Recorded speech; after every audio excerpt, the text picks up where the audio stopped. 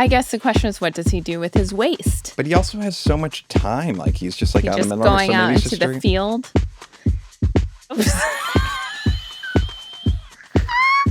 Jesus Christ. What the I don't know. I almost think you've crossed the line with me.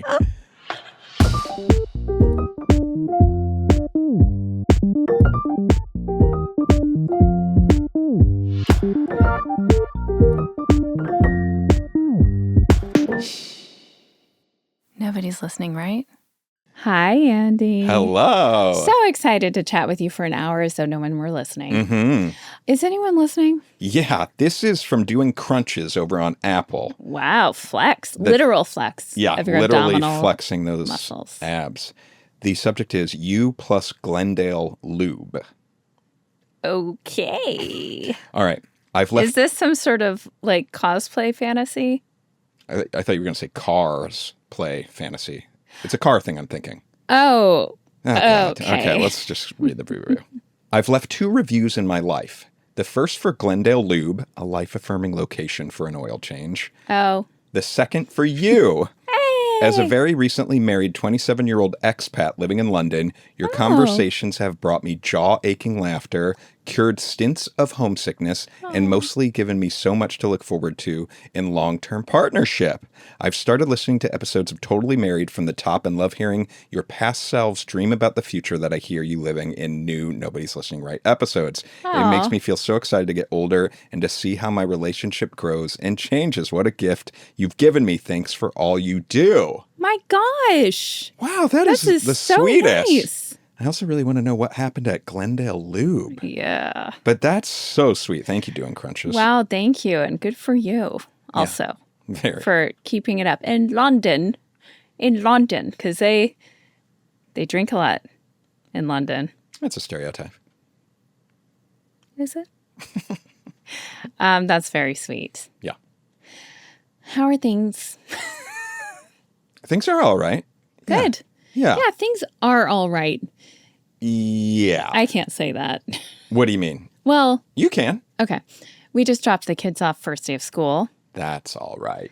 That's all right. It feels nice to be back into the fall swing of things. It does. I'm feeling really optimistic. Now we're going to Boise for your dad's memorial, and I think that's going to be beautiful. And then we're going to be back here, and once we're back after that, we can kind of settle in, hopefully. I think we can settle in, and I'm really looking forward to it. And I'm already, speaking of fall, I know this happens every year because we're not even in September yet. And September and October are the sweating months it's in hot Los as Angeles. Fuck here. But I am already getting excited about fall stuff. What are you talking about? Like cozy, having blankets.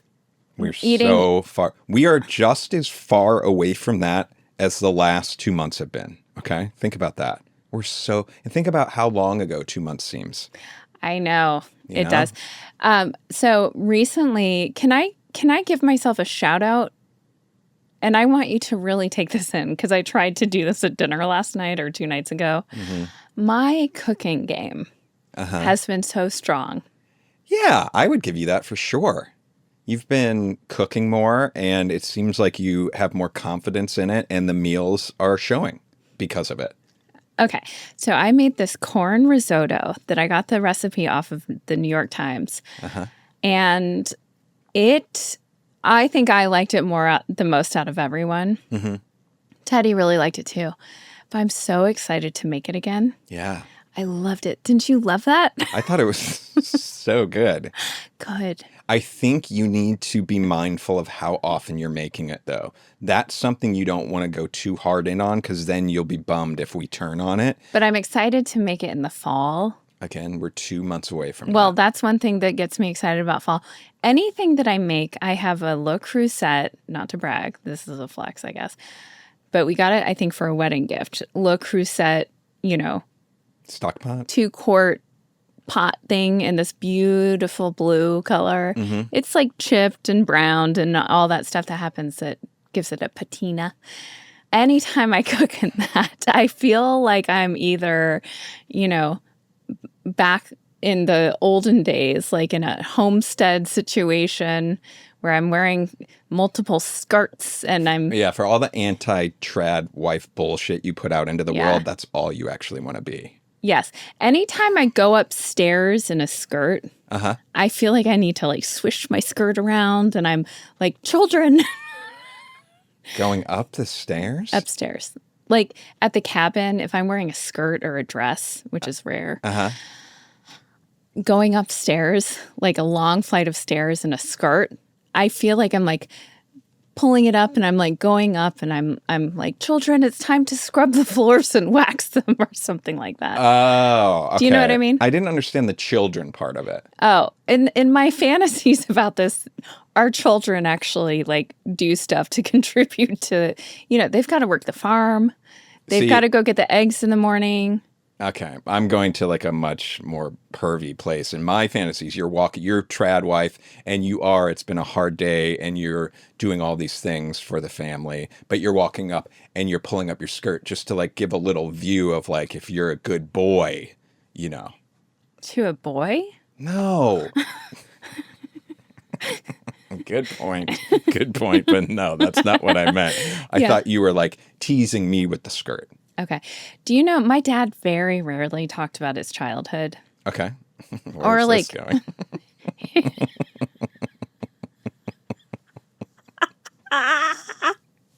But he would consistently tell the story about getting a peek of his neighbors. I'm just kidding. No, his story, the one story that I do remember him telling multiple times, and it must have been really, really affected him. But his chore as a very young child, I think probably we're talking about 4, was to go out and get the eggs from the chickens. And he went out and he put all of the eggs in like a little apron thing he had. Okay. And he came back, but he slipped and fell. And his mom was livid. Ooh. Okay. And that's the story. And she was probably wearing a skirt. And he got a look of those gals. No, Jesus Christ. Did your dad ever tell you any stories? Oh my God, what is wrong with you? And it's not appropriate time to say stuff like that to me. Do you know what I mean? Yeah. I can see in the... About his childhood. Sure, yeah. We had chats sometimes. Standouts?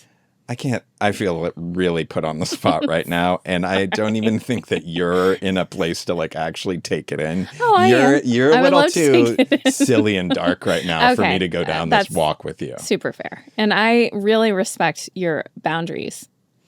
Do you now? Okay. Should we talk about cheerleaders? Yes, let's go. Oh, cheerleaders. Great. This morning, we dropped the kids off. We walked down to a coffee shop that we last year during the school year tried to get to once a week. We probably did 4 times. Whatever. Anyway, we went to a coffee shop. There we're walking by a high school. And we're approaching it. And I thought, oh, it's first day of school, LAUSD.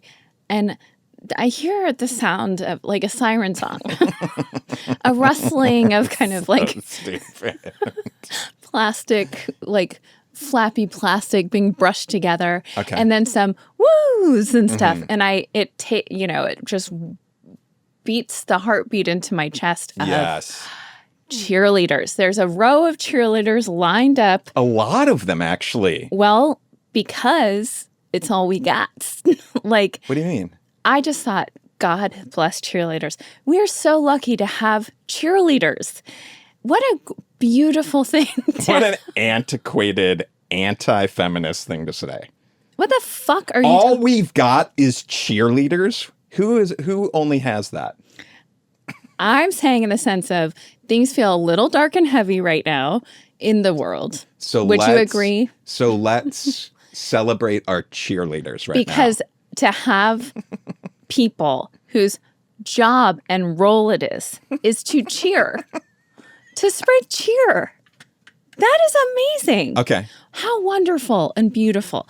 And they're so talented. I mean, we don't need to get into the competitive cheerleading and stuff that is so not appreciated We for do what that it is. plenty on our cheerleading podcast. Dream of dreams. Wow. You know, Monica and I should have a cheerleading podcast. Oh my God. What would you talk about? Do you think... What wouldn't we talk about? Let me ask you this, though. If you had a cheerleading podcast with History Monica... of cheerleading, the difference between being a base and a flyer, and I guess a spotter, if you want to include them. How problematic it is, sort of the history in that way, sort of. I don't, yeah, well. The life of professional cheerleaders. Oh, and that's tricky. And whatnot. That's tricky. Anyways, okay. But so you hear the siren song. And I look down and there's a tunnel of cheerleaders welcoming everyone. What's a tunnel of cheerleaders? It's 2 rows of cheerleaders, and you make a tunnel when you put your pom-poms up. Okay. Wow. You had to search for pom-poms for a split second longer than most cheerleaders would. Fuck off. It's true. Rewind the tape. I wasn't just a cheerleader. I was the captain of my cheerleading team for captain 2 should be 2 years. Faster on that. I was invited to go back to my high school for a cheerleading reunion. When? I lost Years ago? Or No. recently? very recently. And this is the first I'm hearing of it. None of this makes sense. Let me see if I can. Oh, did I delete it? Ooh, dirty. Why would you have deleted that? Okay. I think I deleted it. Oh my God. Well, That's something I would need a receipt on to see. I guess I lost it. That's really a real shame. Okay, so, but there is going to be a cheerleading reunion that I will not be attending, which is a very big loss. For them. For you, probably not. Okay, but I saw the tunnel of cheerleaders, a very long tunnel, and I thought, how fun is that? For people coming back to school, you get to go through a tunnel of happiness to start your school year off. And how lucky are we that we have cheerleaders? I had the adverse reaction. Okay, you describe your curmudgeon-y. I know you're grieving. But how do you turn that into a problem? I'll tell you how I turn it into a problem. For all the kids that went through, occasionally, as we witnessed, someone went through that got huge screams. Woo! And then the kids right after that, it all dies down. Woo! So it's I have to go back on my first day of school, and literally there's a barometer for popularity before I even walk in the front fucking door. Shit. So it's literally, they're telling me how popular I am as I walk in. Okay. Fuck you. Well, that's you know what I one mean? way of looking at it. Or you could look at it oh, I didn't get as big of a woo as so-and-so before me. That's my goal for this year. Gross. So gross. Wow. You know, you and I were talking to our kid who is, getting into the school years where cliques are really starting to happen. And oh, interesting. Yeah. actually, there was even a reference to the popular group, which I found so interesting. And I also found it fascinating who was in the so-called popular group. You did. Yeah. Why am I even pretending that I would know any of the names if you told me who they were? I know. You know what I mean? But then you and I were talking about you and I had a very similar social experience, I believe, in high school. Yeah, we could hang with most everyone. We weren't in the popular group, we weren't in the unpopular, but people thought we were cool. And I don't know that people thought I was cool, but I was friendly with everyone. I had a few good friends who were in kind of different groups. So it felt like no one was throwing shade at you. No, but I also didn't identify so much as part of this clique. Well, because you weren't in the clique. So I think that was pretty healthy. There were a few times where I think friendships fractured a little bit with me because they were trying hard to be in the popular group. Yeah. But I still was friendly with everyone. I got invited to all the parties. That's all that matters, really. That is all that matters. You just want to be invited to the parties. So I had a party in high school that to this day, I literally was just talking to one of my best friends in St. Louis. And were there like beer cups all over the lawn in the morning? Fuck. No, not in the morning. Okay. You're messing up that story. Okay. But I had this epic party. Now I was on the corner of my lane, Oakley Lane, and a pretty busy street. Okay. And I had friends in the Catholic boys' schools, Catholic girls' schools. Bet you did. Oh, I did. All the schools. Yeah. My dance friends went to Parkway Central, and it was Jewish friends, Italian friends. You had Jewish and Italian friends? Oh, yeah. Cool. So lots of different people. And the word got out, and also you could kind of see the party. Parties are happening. It's on kind of a popular thoroughfare. Now, my parents, or at least my mom, was home, and I think another neighbor was there with her maybe. And I have told the story. I would go out and bring it in. It's Zima every once in a while and be like, I confiscated this. This showed up, Oh, smart. And my mom either just was oblivious or was playing dumb for my sake. Yeah. But, oh, great. Thank you. Yeah. She was having her own gin and tonics. So then many hours later, this party got bananas. Yeah. When I tell you, it was like hundreds of kids in my backyard. Multiple kegs. And the story goes, the thing that you were trying to so rudely gloss over and imply that I tell it too often, is that my sweet little Southern mom in her nightgown had to come out because the cops came inevitably. And the cops came to shut it down. And she went out. She's tipsy. And she goes, "Officer, there's no alcohol here." And he's shown his flashlight on our yard. And it was just silver with beer cans. Yeah. From the kegs? And there was all sorts of anything, you name it. Yeah. Probably a lot of Bush beer. Bush Light. A lot of Bush. But so my friend who I just spoke to today mentioned that party because her kids, who are now the same age, had their first big house party. They had one? Yes. Did they get in trouble? No. I mean, it's funny because I feel like my mom was the version of this back then where I have to think she was just turning a blind eye for my sake, but also was there. There was an adult present being, at least there was the facade of people trying to be responsible. Okay. My friend was there when the kids had this party. It was like planned. Okay. Huge house party, though. First time she saw her child drunk. There was booze at the party? She knew, not that it was in her face, but of course she knew that there's going to be alcohol at the party. Whoa. Making out in bushes, stuff like that. So I think it's so responsible that my friend the next day was like, they had a big kind of come together with everyone and said, like, what do you think went well last night and what didn't go well? Okay. Which I'm like, this is the new dawn of parenting. I only have one problem, and it's the liability of letting the kids have a party where you do know there's booze at and you're at the house. That feels very dangerous to me. I had friends' parents who knew there was booze and actually even like kind of supplied it. This is a different situation. It's not like she was like sanctioning booze for the party. But it sounds like people were making out in the bushes. It sounds like this was a party. It was a party. Yeah. But at what point do you decide that the party can't be a party anymore for teenagers? If there's booze being drank out in the open. I can't.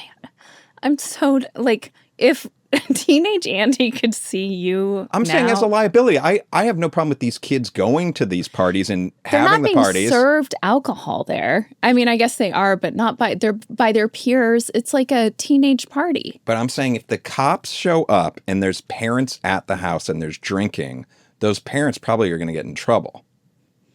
I don't think so. Okay, go on. So anyway, especially if they had no like awareness, if they go out and the kids are all hiding or, whatever. Yeah. But I thought it was, so we've talked about this, like in European culture in France, there does not seem to be, we spent a month there out and about. We saw people drinking at lunch. Everyone's drinking at lunch, but like a drink, a glass of wine or something or a spritz. We went to many events. We went to like this big, huge fireworks show that was incredible for Bastille Day along the river. It was packed. I didn't see a single like out of control drunk tipsy person. Yeah. Not even tipsy. Yeah, it is interesting. Everyone's got their shit together. Yeah. We're at the equivalent of 4th of July, that if we were at the 4th of July, well, in St. Louis, it's called the VP Fair. Yes. You go down to that. Red-faced, sweating. Yeah, that's what I think people of. Tripping over themselves. Yes. Super drunk, wasted, bro. Yeah, exactly. You know, like whatever. So this was... Yeah. It's really interesting. And I think that part of it is like adults participate in the education of alcohol consumption. Mm-hmm. The society view of it, it's not as shameful at all. It's part of like the pleasure of eating and drinking there. Yeah.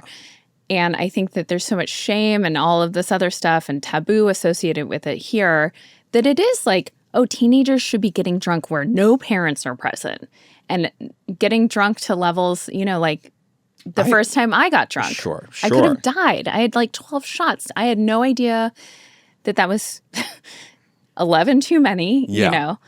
And I had no idea that it can take a minute for it to kick in. I had no idea all of it. Yeah. And so I actually think it's really great that my friend was there, not like domineering over everyone, but is there should anything happen to maintain some semblance of control and normalcy. Yeah, but it's still, can I tell you why it's still very problematic to me? You are describing it as a bigger party. Mm-hmm. And then, so how do you know that kids aren't going to drive drunk after it? And like how, if someone died after that party, wouldn't you feel terrible if you were that parent that was actively turning a blind eye, sort of? Yes, I agree with that. I am 100% positive that one of the stipulations of the party for their kids to have the party is that there must be designated drivers. And I actually know that in that world, that is like so hammered into these kids at this point that it's like, I mean, not to say I doubt, I'm sure that sometimes that happens and I think it's awful. Yeah. I'm against drunk driving, let me say here. It just makes me nervous. I think of, I had some friends growing up where I would say the parents did sort of turn a blind eye and kind of, I think probably did know that we were smoking weed and drinking. And like, I think they did sort of turn a blind eye, but like they also didn't know like we were driving home, which I'm like, that's kind of messed up. Well, that is messed up. Yeah. Yeah, I would agree with you. Yeah. That's why I'm like, I think it's better to have open communication. Mm-hmm. I agree and with that understanding. And okay, here's another example. Like the next day at the kind of, it's almost like how I've talked about, I want to not be so out of touch with like the apps my kids are using and stuff that I don't know, like for example, Snapchat, when, you know, Snapchat came around and parents didn't even know about it, didn't know how it worked and didn't know what the potential pitfalls are. Like, I'm sure that will be the case and I'm going to be antiquated. We were just talking about this. But we just started a Snapchat if you want to find us. No, we didn't. So the whole making out at parties like this was something that, you know, my friend had to see and go, oh, yeah, that's right. That happens at these things. Yeah. This is a good opportunity to talk to my kids about consent, about being in places where you have access to friends, to, you know, like putting yourself in safe situations. Yes. And like, what an amazing way to have that conversation. To be like, here are my notes without judgment to help keep you safe. Yeah. But anyway, she remembered that rager I had. She was like, that was the shit. That was the fucking coolest. That's great. Anyway, cheerleaders, love ya. Speaking of pep, you know what? Around this time when we're recording this, I used to always reach for a sugary snack or treat to give me a little boost. Yeah. Guess what I reach for now? My Magic Mind. Oh, I love this stuff. So they reached out to us initially many months ago and offered to send us some of these delicious little things. And I'm like, okay.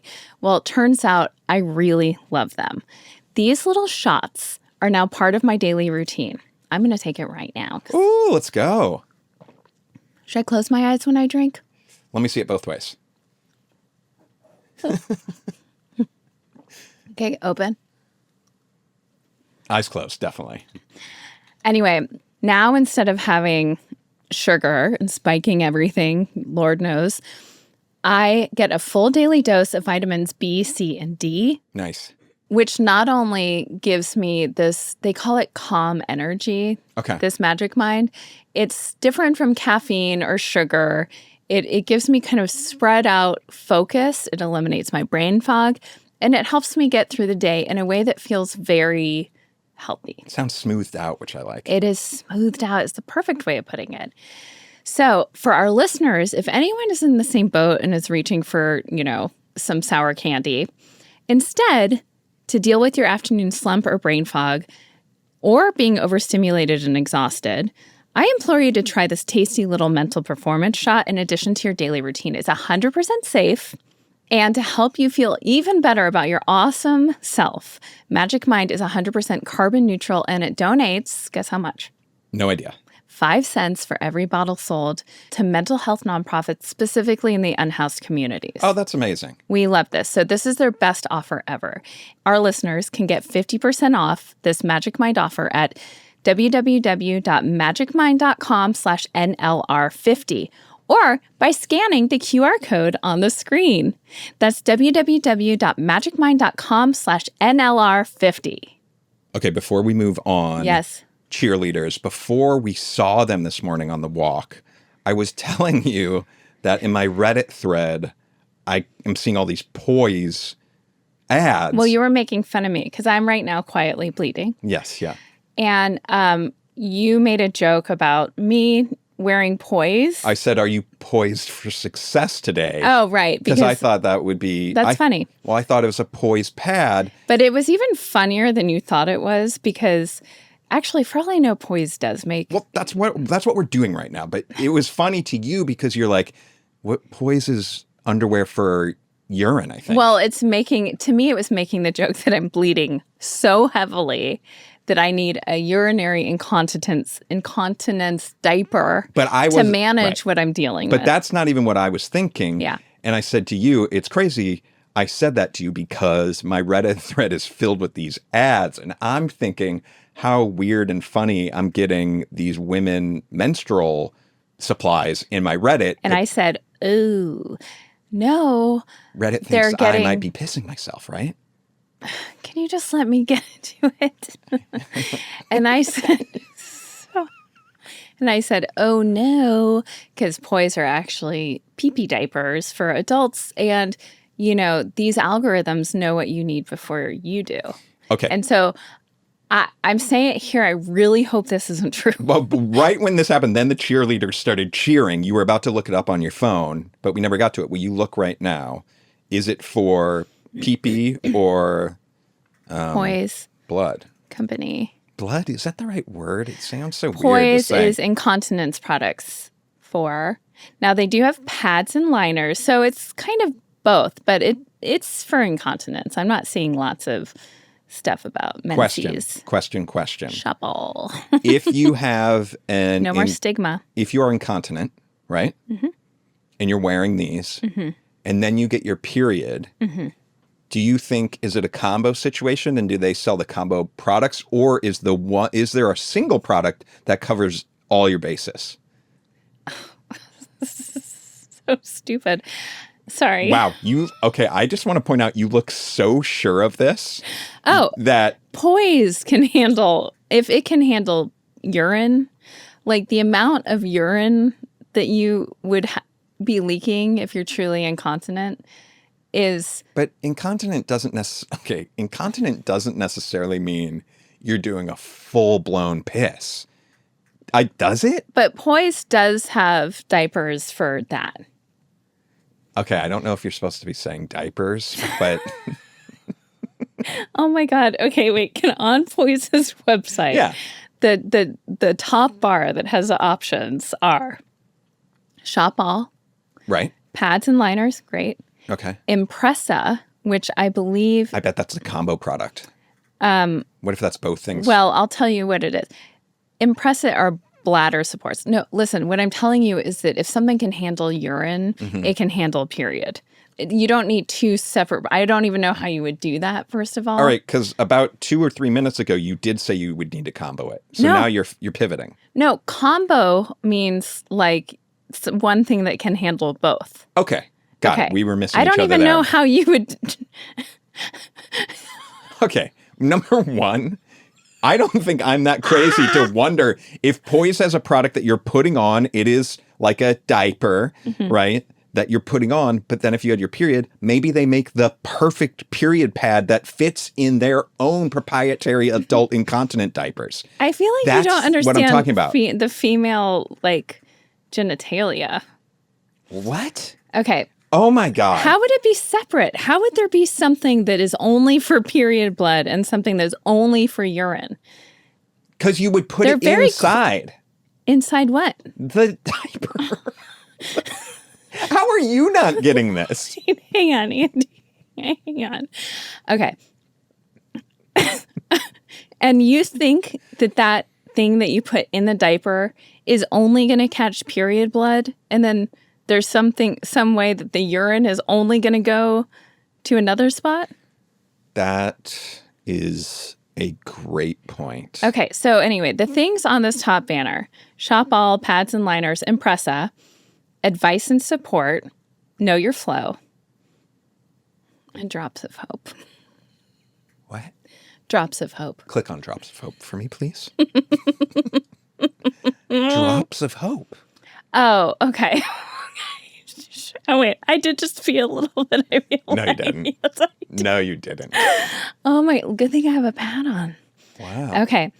This is a beautiful thing. Okay. I think Drops of Hope. I thought it was going to be little. Honestly, what I thought it was going to be is I was going to click on. They're going to be like water droplets, like PP or period, but just outlines of droplets. They have a nice purple kind of theme going on. This is what you thought it would with be, or little what it is? Like phrases of hope for women. Like kind of. Feel good things. Cheerleading. Little drops of cheerleading. What? Like little passages? Yes. Welcome to America's health deserts. Deserts? Deserted deserts or not deserts. Sugary? No. Deserts. What?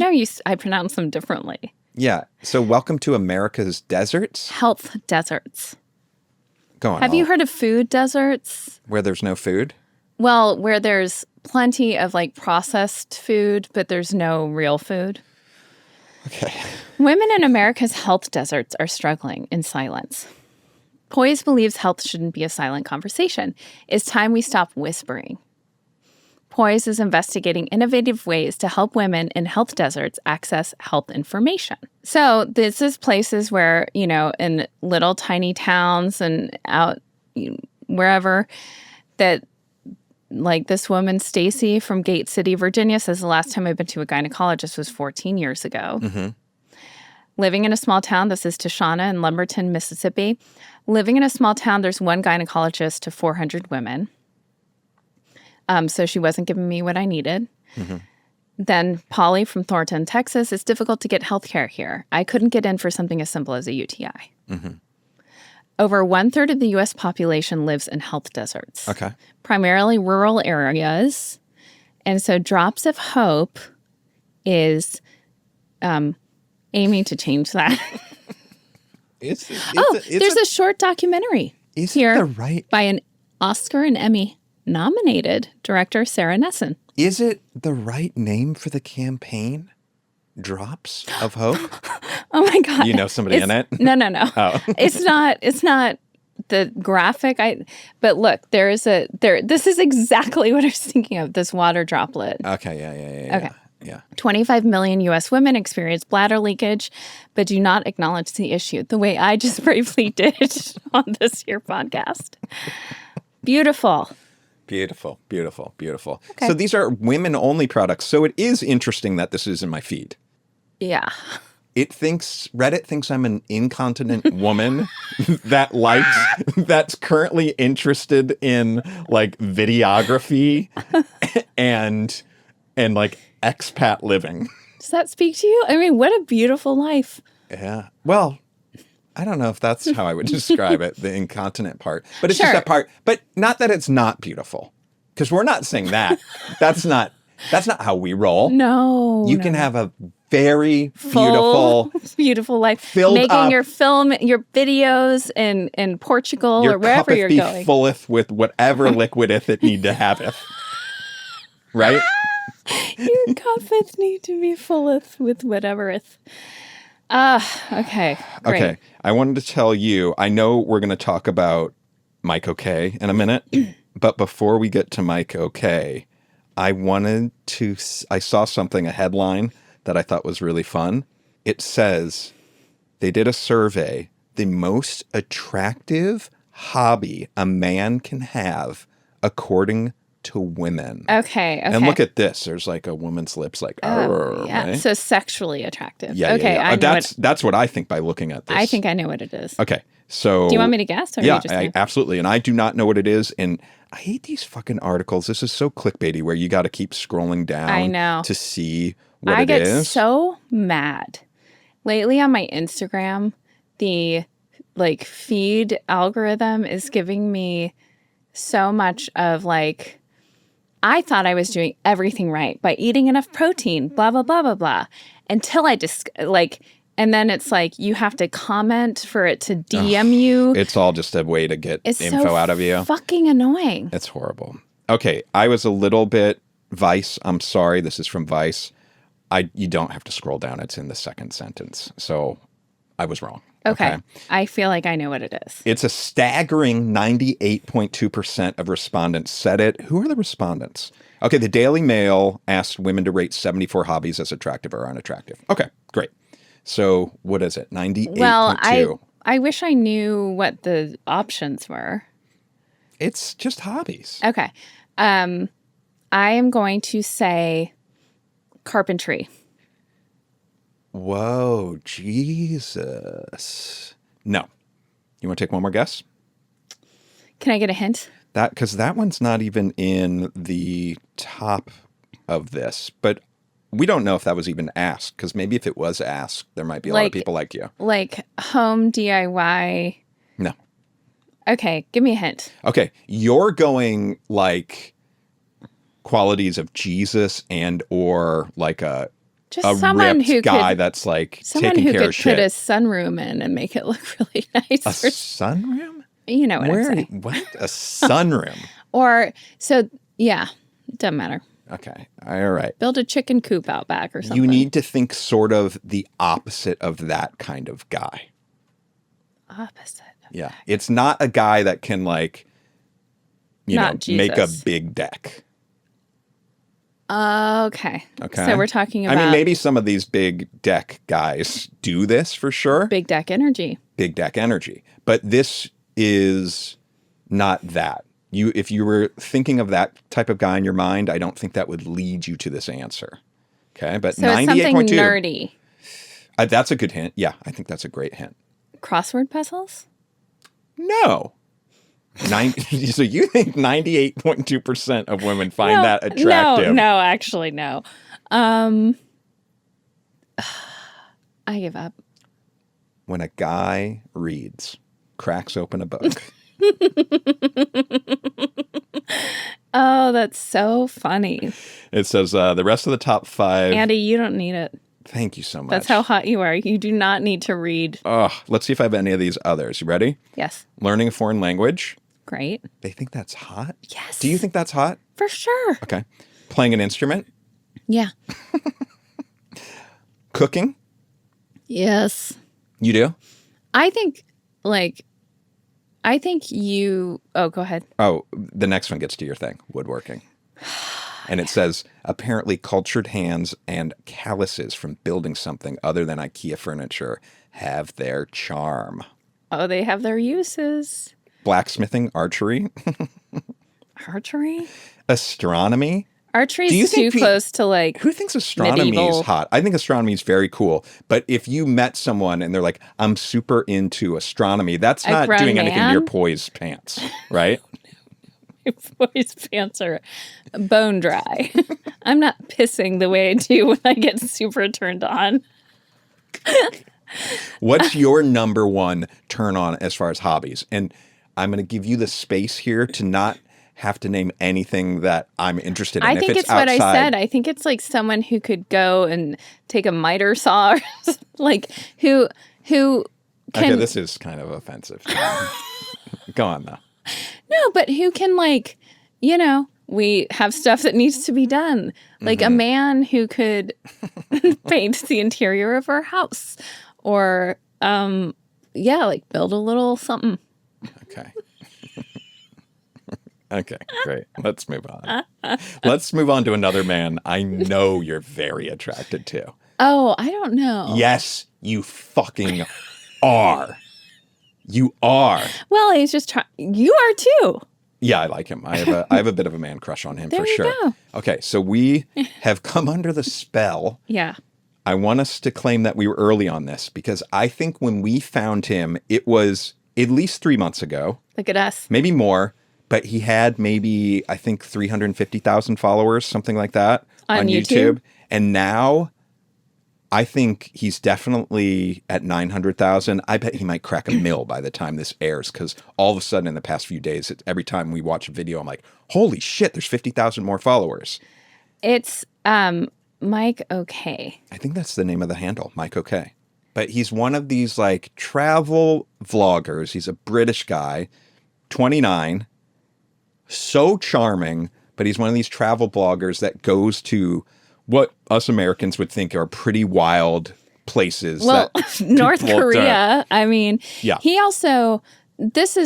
deserves every follower he gets, because he does something that I'm like, I don't think there's another human being on earth who can do this, because he's like a young guy. He's in his late 20s. He's a big white guy. Mm-hmm. And so British. I mean, unfortunately, I think that's the type of guy who has access to the world in this way. But not all big white guys have access to the world like this. He's British. He's charming as hell. Mm-hmm. He's fearless. And he doesn't need much to like get by on barely anything at all. Yeah. He has a little, like the flimsiest of tents that you think maybe he bought at a 99-cent store. And he goes to these places all over the world, and he just sleeps in parking lots or fields or wherever. And he's hitchhiking most of the time. He got access to North Korea. He's in China, rural China, Iraq, Syria, Pakistan. He goes to a bunch of pretty remote places, and a lot of places where us Americans especially have like preconceived notions about. Yes. Right. And Vietnam, Laos, I'm just looking at his YouTube, like Northeast India. Where was the one? The Assad regime with Syria. Yeah. Now that video about Syria. So he goes to Syria and he's traveling around and he's like hitchhiking in these places and he films it all. And he makes friends everywhere he goes. He's so friendly and positive. He seemingly makes friends with every single person he meets, and how things pan out for him. And obviously, we're getting an edited version of it, but most of his videos take place over the course of 1 or 2 days. It's not like, here's a 30-minute video of my month there. It's like, here's a 30-minute video of the last 2 days there. And it's incredible. It is incredible. And the one on Syria was so eye-opening. You know, I'd heard about Syria over the years and the atrocities there with the Assad regime, but like didn't really know. I mean, I'm ashamed to say I feel very ignorant. Really, like even what Syrians kind of the culture was, what the dynamic was. I had no idea about the Assad regime. And it's, you know, it's similar to like, I follow this young girl who's a Palestinian girl who is posting videos from Gaza, and she likes to cook. She is our daughter's age. Yeah. And especially in this situation, it's so hard to get real news coming out of there because, you know, they're not letting real journalists be there. Yeah. Seeing the real people and connecting the faces to everything is so important for our humanity. Yeah. And he did that for me for Syria. Not that I like had really any preconceived notions, but to have witnessed him being there and talking to the people and also seeing the beauty of it and knowing that as he was saying, 6 months ago, he would have been shot and killed if he had been talking about talking about it. And like 600,000 people, Syrians were murdered.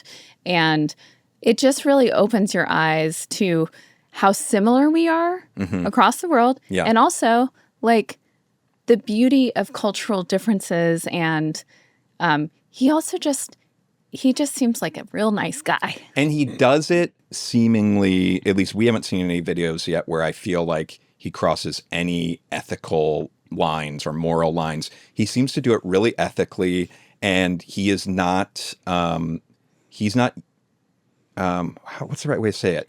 Exploiting? He's not exploiting anybody in these videos. No. He truly is so excited to meet all these people. And it seems like, and maybe that happens occasionally and he doesn't include it, but these people are so excited to meet him too. Yes. And it seems like he genuinely really enjoys his time with everybody, and it's reciprocated. And he's also not going to, as we've like dipped our toe in this world of looking at this, we've also seen other travel vloggers because, you know, when we went to Paris and Bordeaux and stuff, there are these other like really big travel vloggers that they sometimes come under fire because it's like all of a sudden we're going to this country, but it's like the country clearly paid them to come, and they're only showing you what the country wants you to see. Yeah. And it feels very like almost like a propaganda thing.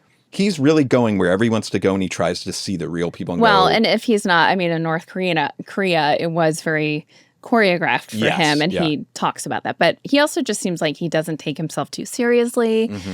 And so we'd like to invite him to be our third. I know you're attracted to him. I guess I am. You are.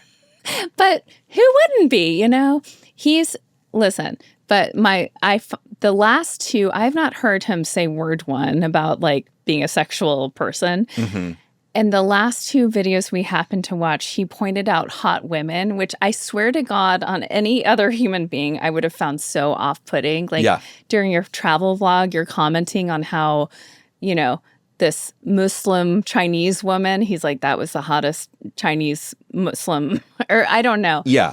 I would find it so grotesque. Yeah, but it turned you on. He kind of gets away with it. But I actually think he's getting away with it for a couple reasons. One, he has that charm.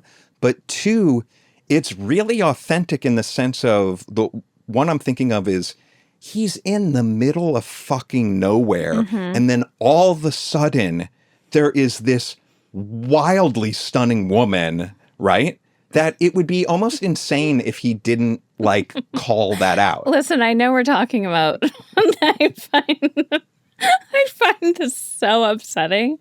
Wildly stunning? I'm trying to paint the picture of like if you're watching the video, I'm trying to like exaggerate it to make it make sense. You found her so wildly If you want to check stunning. It out, it's the Chinese one. The timestamp's 33 minutes and 58 seconds.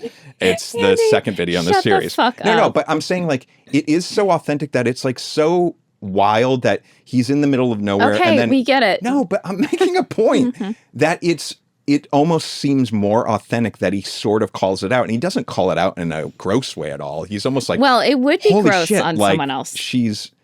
It would be. Okay. It's objectifying women. Like in a way that he certainly isn't, you know, How do you feel about the one time that he said that one woman was so beautiful? To her? To her. A little weird, honestly. But also, like, what was interesting to me, I was like, oh, he is sexual. And then I started thinking about, like, how's he jerking off in all these places? Does he bring, I don't know, do you need a napkin or something? So it awoke in you. Well, you got turned on by it. No, I didn't. I just found it interesting. Like, I'm a scientist going like, okay. Mike, okay. Mike, okay. You know, and as you said on our walk this morning, he probably gets a lot of tail out there traveling. He could. But he also said, I'm not that kind of travel vlogger at one point when he was talking about like hitting on someone or something. You don't really see that. So it was jarring when he made these comments. And but you had to change your poise. There is also a bro-y element. Like when he's traveling, he's very respectful of women. Yeah. Especially, he's very aware that he's a man, a white man navigating these situations. But there is also like, and in a lot of these countries, I think the dynamic between men and women is very different from Yeah, and our he country. addresses that in some of the videos for sure. And he even asks men about that in some of the videos, and women. Like, I think he does a really good job navigating it, but it's not like he's going to break any cultural taboos while he's in these countries, but he does ask questions sometimes. This guy is a young, red-blooded, well, not American, Brit.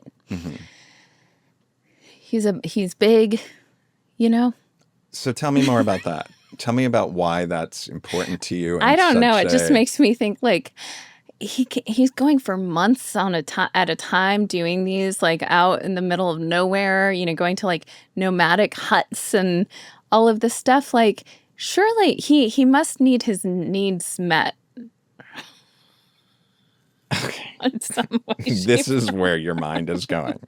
So how much time are you, like, spending on thinking about this? Not much. Really? Yeah, I spent an hour the other day reading about the Assad regime after watching his video. I wasn't like Googling, like, do travel vloggers, like, need to have, like, how do they have sex out there? What's the deal? Okay, wait, but do you see, this is so fascinating to me.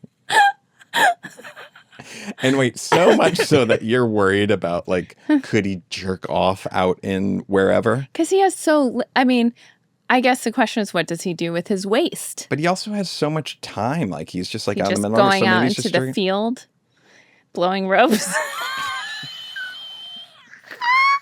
Jesus Christ. What the fuck? I don't know. I almost think you've crossed the line with me. I don't understand. I don't understand. I honestly didn't give it. I just want to, for the record, say. No, you have definitely given it a lot of thought. I haven't. You asked me before, like, you're like, what, is there a napkin? Like, what? Is there like, you are very thinking about this. You know, I gave you so much shade for asking about the, like, period catcher and the pee-pee catcher and stuff, and I'm asking about a napkin. It's kind of the same thing. Yeah, napkin, sock, whatever. I don't know. Okay, sock. Maybe. I bet. Maybe some other cool thing that I don't know about. Bandanas. Yes. A lot of bandanas. That feels right. I think we have to move on. But he really is... We recommend. And I think it's, like, about to really blow up, it seems like. Yeah. Do you know what I mean? Of all the YouTubers, I'm like, he deserves it. He is putting himself in these situations that no one else could. I mean, truly, I'm sure it's like you can count on a couple of hands how many people have gone to North Korea from the UK in the last however many years. There's something so magical about it, too, because it is literally him and a camera. There's no one helping him. Where I'm like, I wonder in success if it'll be like, you got to have a TV show like Anthony Bourdain's show, because he almost can have that sort of career, it seems like. For sure. But it's also like, I'm kind of like, oh, just do you and the camera alone, though, because he's so good at editing it, and he's so smart, and he gives the history. Well, it used to be like you would hope to get a TV show, but now it's like you would hope to get a huge YouTube following. Yeah. I don't think he needs the show. I mean, that is the show. I know, but it's like I did hear him on a podcast talking about him struggling a little bit with the, like, well, now I have some more money. How do I address that in the videos? Like, do I need to address it? Buy a nicer tent. That's one thing I want to say. He's got a tent that I don't even know how he could stretch out in fully. His thing is he buys the stuff when he gets there. So he's not, like, traveling with tons of gear. He's more like, when I get there, if I need a tent, I'm buying a tent. But maybe invest in, like, a really cool, collapsible, I mean, all tents are collapsible, but, like, waterproof. Yeah, that waterproof would be... I want him to get better sleep. Yeah. So he can... In my arms. No, I'm just kidding. I'm joking. I'm just feeding into it. I didn't think... We both learned something here today. You've definitely fantasized about him. No, I haven't. Well, you're going to. Like, if you haven't yet, you're going to. Well, I guess you're going to fantasize about that wildly stunning... You know what? That's not a bad fantasy, actually. I'm in the middle of nowhere, and then all of a sudden this like wildly stunning woman just appears. Is she naked already?